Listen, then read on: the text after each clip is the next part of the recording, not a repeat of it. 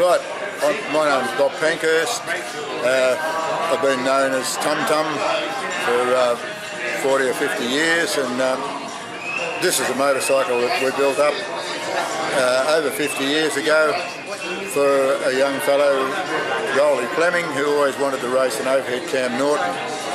So this engine in this bike was out of one of my midget speed cars, and we put it in this frame, which is a 1953 frame with a 1960 front wheel and a 1947 back wheel, and it's a real hybrid, but nevertheless he had fun and raced it.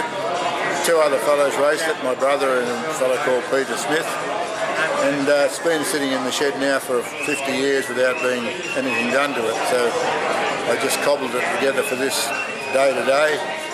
But over the years I had about 10 different overhead cam Nortons, Manx Nortons, International Nortons, and I've got a 596cc Norton which was specially built in 1937 for sidecar racing. It's one of probably the only one left in Australia, and all my life I've been a Norton man, and I've been in Gosford Assistance Motorcycle Club since we rebuilt the club back in the early 1960s.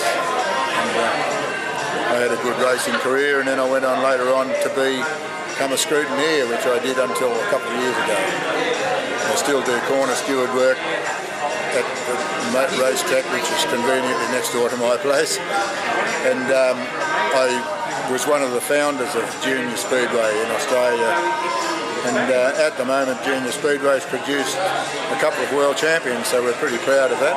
And, so what else would you like me to say? That's great. Thank you. Thanks. Well, these were what we call the pudding basin helmet, because they look like an upturned pudding basin. But these were the only helmets after the Second World War that we raced in until into the probably the mid-60s. There was no temporal protection at all for your head. And if you examine them closely, they're only made out of paper sort of thing wrapped around a mandrel.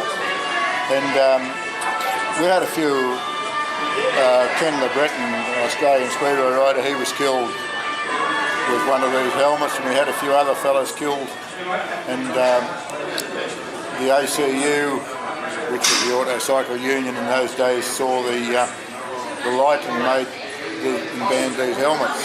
And this is what was called the pudding basin helmet, and the JAP was a famous English racing motorcycle engine, the Jap, which powered many speedway bikes, also road racing world record holders, and they even made airplane engines. And they made engines for railway engines and all sorts of things. And these are the leathers that we used to wear. They're just made out of leather, with pads for the shoulders and pads at the knees and hips, and they were just made out of leather. They cost about 25 quid for a set to get made up, and all you wore underneath them was a pair of swimming costumes, and that was your safety gear. A helmet that was no protection at all, and a pair of leathers that was not much more protection.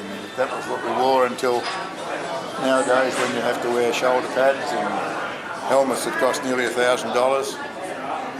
And we used to wear ex-World War II gas goggles. I was going to bring a set out today, and we used to wear 4 or 5 pairs of them on our helmet, and when you finished each lap you fixed the helmet up. The goggles often had a fresh set of goggles for the next lap, and didn't have to wear gloves. So that was our safety back in the 60s.